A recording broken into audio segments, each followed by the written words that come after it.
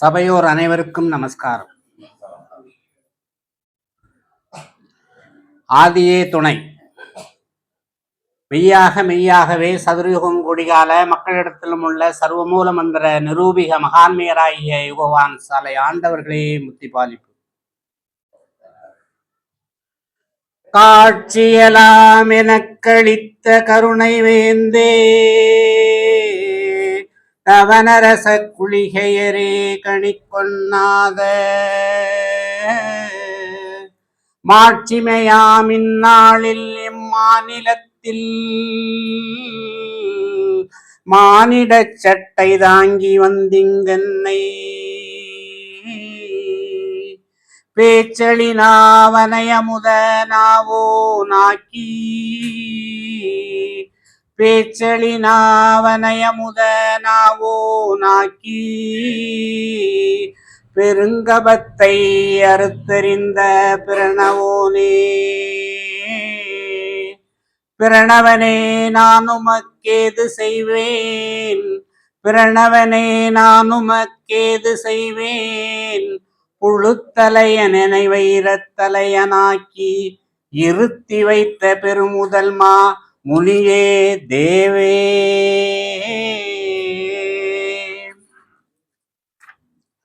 நான் உரைக்கும் வார்த்தையெல்லாம் நாயகந்தன் வார்த்தையன்றி நான் உரைக்கும் வார்த்தையன்று என்ற நமது பெரியப்பா அவர்களின் திருப்பாடல் வரிகளை சொல்லி கருணையின் வடிவாகிய நம் குலகுரு தெய்வம் பிரமோதய மெய்வெளிச்சாலை ஆண்டவர்களை அவர்களின் திருவடி போற்றி வணங்கி உத்தரவு கேட்டு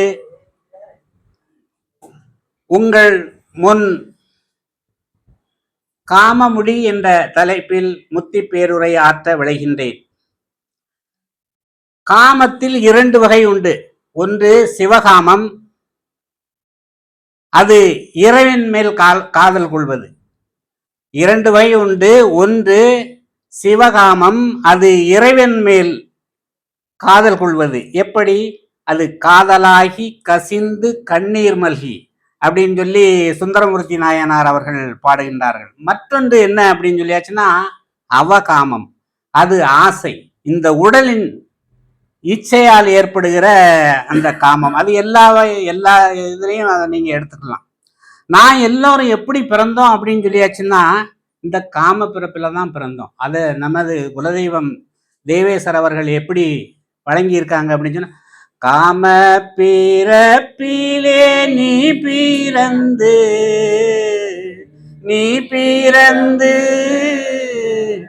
நேமமாச்சாம் வழி போன உன்னை, நேமமாச்சாம் வழி போன உன்னை.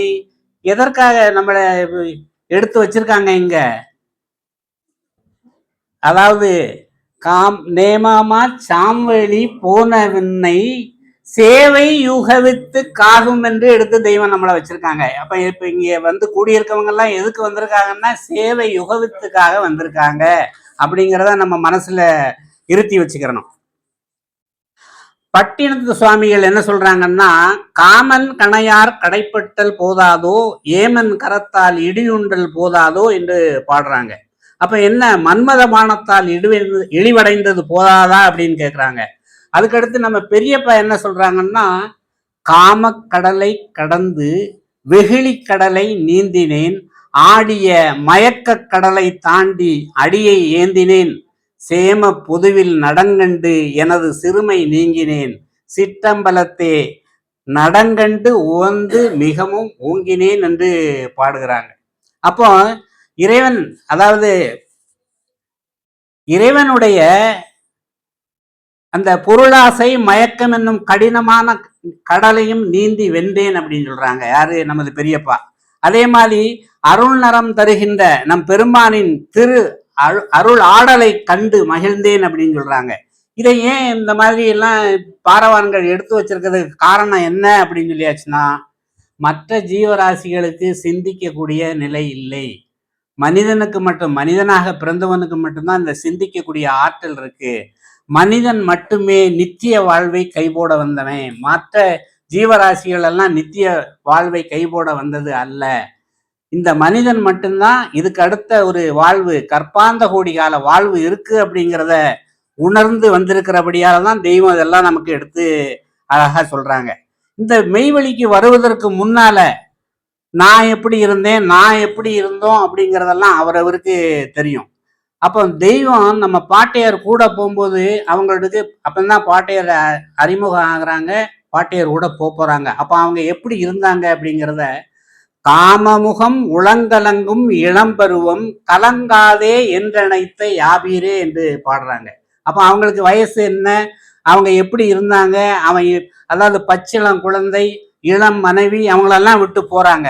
அந்த நேரம் உள்ளங்கலங்கிற இளம்பருவமாக இருந்தது அவங்களுக்கு. அதனால இத எடுத்து வழங்குறாங்க.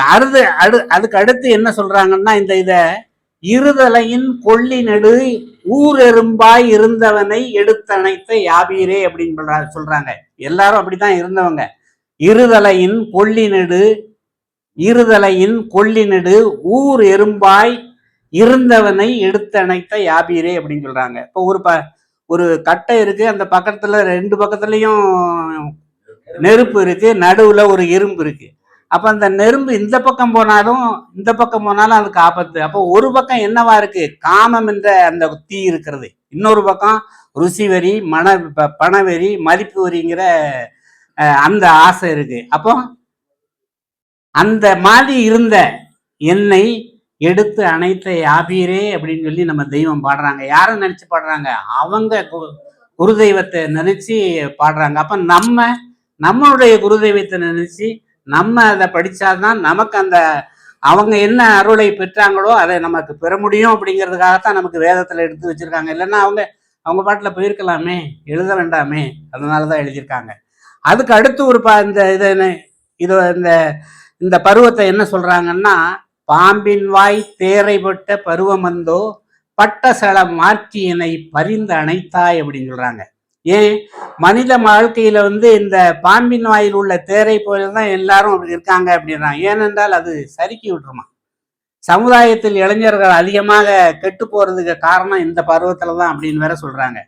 நம் மூதாதையர்களுடைய பெரியோர்களுடைய கட்டுப்பாடுகளினால், தெய்வீக பயத்தினால் கட்டுப்படுத்த பெற்று ஒரு ஒழுங்குமுறைக்குள்ள நம்ம இருக்கோம் அப்படிங்கிறத, நம்ம இந்த நாடு தான் அந்த ஒழுங்குமுறைக்குள்ள இருக்க நாடு அப்படிங்கிறதையும் நம்ம பாரத நாட எடுத்து வழங்குறாங்க. மெய்ஞானம் அதாவது மெய்ஞானம் பெற்ற பிறகும் கூட காமமானது உன்னை சாய்க்கும் அப்படின்னு சொல்றாங்க. நம் மூதாதையர்களை பார்த்து கேட்டு, நம்மிடம் இருக்கும் அண்ணாக்களை மூத்தவர்களை கேட்டு இதை அறிந்து அதன்படி நடந்தால் நமக்கு அந்த சறுக்கு வராது. தெய்வத்தோட திருவாக்கியங்களை கேட்டு நடக்கணும் அப்படிங்கிறதான் இதுல எடுத்து வழங்குறாங்க. அதுக்கடுத்து இதுல இருந்து நம்ம எப்படி ஜெயிக்கிறது அதையும் தெய்வம் நமக்கு எடுத்து வழங்குறாங்க. நம் பெருமானை விட்டு அகலாமல் இருந்து விட்டால் அவர்களை முழுமையாக காதலாகி கசிந்து கண்ணீர் மல்கி அவங்கள நம்ம எடுத்து அணைச்சு சேர்த்துக்கிறணும். அப்பதான் அந்த இதுல இருந்து நம்ம விட முடியும் அப்படிங்கிறதாங்க. அதுக்கடுத்து நம் பொன்னரங்கம் நமது மனைவி என்ற எண்ணம் சதா இருக்க வேண்டும் அப்படிங்கிறதையும் எடுத்து சொல்லியிருக்காங்க. மெய் குருபெருமான்களை ஆண்டியவர்களுக்கு உலக ஆசை ஒரு கட்டுக்குள் இருக்கிறது. மற்றவங்களுக்கு இந்த உலக ஆசையெல்லாம் கொஞ்சம் விரிஞ்சே தான் இருக்கும். மெயில இருக்கிறவங்களுக்கு இந்த உலக ஆசை ஓரளவுக்கு கட்டுப்பட்டு இருக்கும். அதுலேயே ஃபாலோ பண்ணி வந்தோம்னு சொல்லியாச்சுன்னா அது ஓரளவுக்கு நமக்கு அந்த மெய்ஞானத்தை நமக்குள்ள கொண்டு வர்றதுக்கு அது ஒரு வழியா இருக்கும் அப்படிங்கிறதான் எடுத்து சொல்றாங்க. இதை தெய்வம் ஒரு இடத்துல என்ன சொல்றாங்கன்னா, ஜெகத்தை மிரட்டிய காமவல்லியை நாம் சிவகாமவல்லியாக ஜாதி நாயகியாக மாற்றிக்கொண்டோம் அப்படின்னு சொல்றாங்க. எங்க உடற்காமத்தை சிவகாமமாக மாற்றிக்கொண்டோம் அப்படின்றாங்க. சர்வ உலகத்தையும் காத்து நிற்கும் அந்த சிவகாம வல்லியை சேர்ந்தவர்களுக்கு அண்டியவர்களுக்கு பிறப்பு கிடையாது அப்படின்றாங்க. இதை நம் தெய்வம் அவர்கள் மெய்மன ஞானத்தில் ஜெகமீரட்டிய காமவல்லியின் சப்ரமஞ்சங்கலந்தந்த ஜாதி நாயகி தன்னை சேர்ந்தவர் தான் பிறப்பவர் கில்லையே. அவங்களுக்கு பிறப்பே இல்லைன்றாங்க. அப்ப பிறகு என்ன, நம்ம சிவகாமம் மாற்றிக்கிறணும் அப்படிங்கிறத தான் தெய்வம் எடுத்து வழங்குறாங்க. நான் எப்படி இருந்தேன் அப்படிங்கிறத பட்டினத்தடிகள் ஒரு பாடல்ல கொடுக்குறாங்க. நான் எப்படி இருந்தேன் அப்படிங்கிறத பட்டினத்தில் ஒரு பாடல். திரு ஏகம்ப மாலை என்ற தலைப்பில் என்னை பார்த்து பாடினதால் அதனால் அந்த காரணத்தினால்தான் நான் இந்த மெய்வெளியில சேர்ந்தனோ என்னவோ தெரியாது. நான் எப்படி இருந்தேன் அவர் என்ன பாடுறாரு, பொல்லாதவன் யாரு, பொல்லாதவன் நெறி நில்லாதவன் ஐம்புலன்கள் தம்மை வெல்லாதவன் கல்வி கல்லாதவன் மெய்யடியவர்பால் செல்லாதவன் உண்மை சொல்லாதவன் நின் திருவடிக்கு அன்பு இல்லாதவன் மண்ணில் ஏன் பிறந்தேன் கட்சி ஏகம்பனே அப்படின்னு சொல்லி பாடுறாரு. அப்ப நான் எப்படி இருந்தேன், நான் நல்ல குணமும் நல்ல செயலும் இல்லாத பொல்லாதவன், ஐம்பொறிகளை வெற்றி கொள்ளாதவன். அவை தாய் இதை என்ன சொல்றாங்களே, புலன் ஐந்தும் வென்றாந்தன் வீரமே வீரம் அப்படின்னு சொல்லி அவை தாய் சொல்றாங்க. கற்க வேண்டிய உண்மை அறிவு நூல்களை கற்காதவனாக இருந்தேன். உன் உண்மை அடியவர்களிடம் சென்று அவர்களின் அருளுக்கு உரியவனாக ஆகாமல் இருந்தேன். உண்மையை பேசாதவனாக இருந்தேன். மெய்ப்பொருளான உன் திருவடிகளுக்கு அன்பு கொள்ளாதவனாக இருந்தேன். இத்தகைய நான் இம்மண்ணுலகில் ஏன் பிறந்தேன் என்று பட்டினத்தடியில் பாடுறாங்க. பட்டினத்தடியில் எவ்வளவு பெரிய ஆளு. அவர் மெய்ஞானம் அடைஞ்சது எப்படி, உடனே அந்த காசற்ற ஊசியும் வாராதுகான் கடைவழிக்கே அப்படி, காலற்ற ஊசியும் வாராதுகான் கடைவழிக்கே அப்படின்னு சொன்ன அந்த ஒரு வார்த்தையில அவர் பையன் எழுதி பட்டியல வச்சுட்டு போறாரு. அவர் எவ்வளவு பெரிய ராஜாவுக்கே கடன் கொடுக்கிய வைர வைடூரிய வியாபாரியா இருந்தாரு. எல்லாம் விட்டுட்டு கோவணத்தை கட்டி துறவரத்துக்கு போயிட்டார்.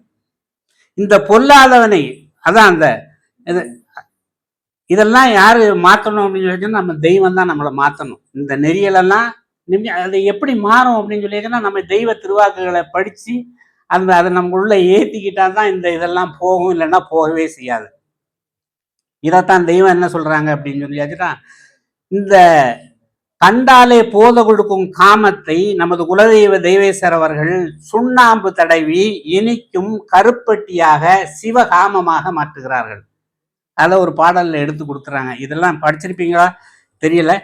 கராமான கல்லை மூரித்து வட்டாக்கிய லாலாக்கும் தன்மையை போல் உன்னில் ராப்பகலோயாத காமத்தின் கல்லது இப்படி காணதென்று தெளிந்து அப்படின்னு சொல்லி பாடுறாங்க. அப்போ இதெல்லாம் தெய்வம் எடுத்து வைக்காதது நம்ம வேதத்துல எதுவுமே இல்லை. ஆனா நம்ம பார்த்து மெய் குருவை அடையாதவர்கள் இந்த காம கடலை தாண்ட முடியாது.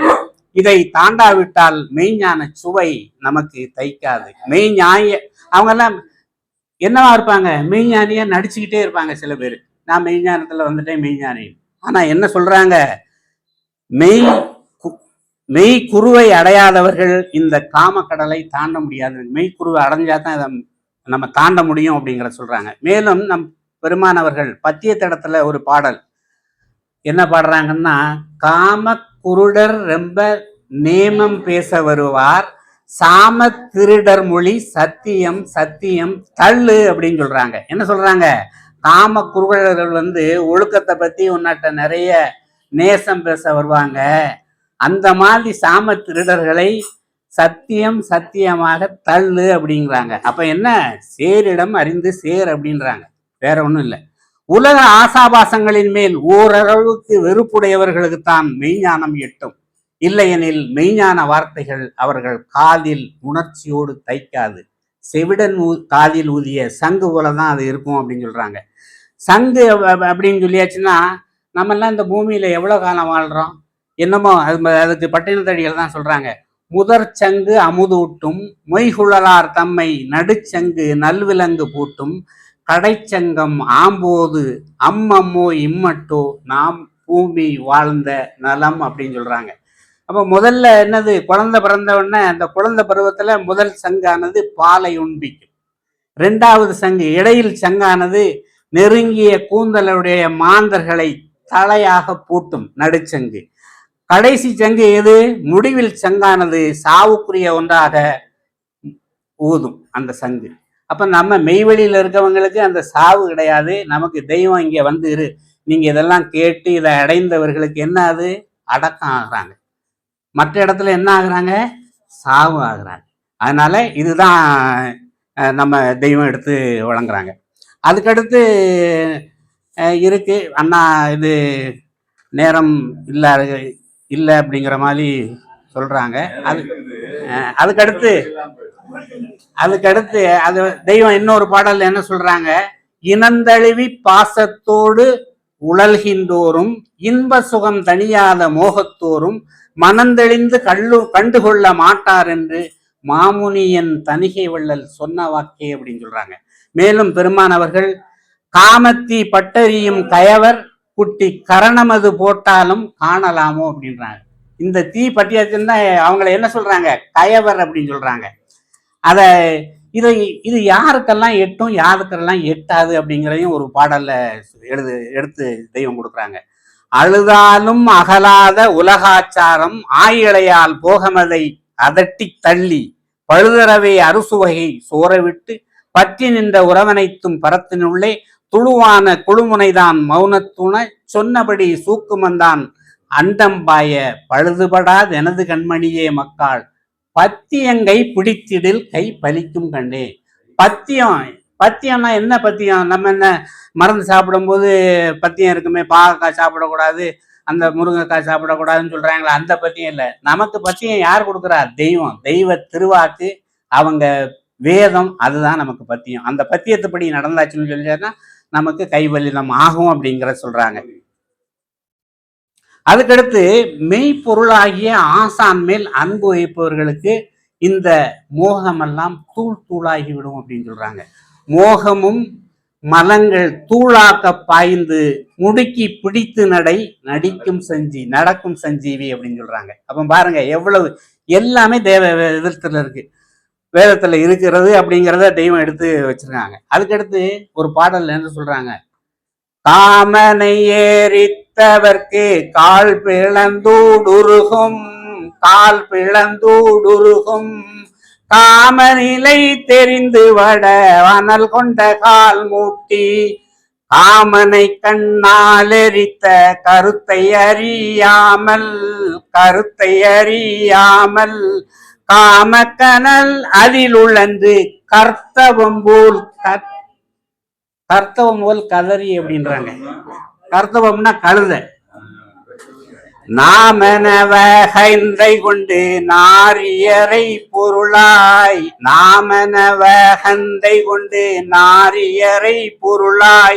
நாடுகின்ற நாய்களுக்கு ஞான ஒளி ஏது காமநிலை கண்டவர்க்கு கால நின்ற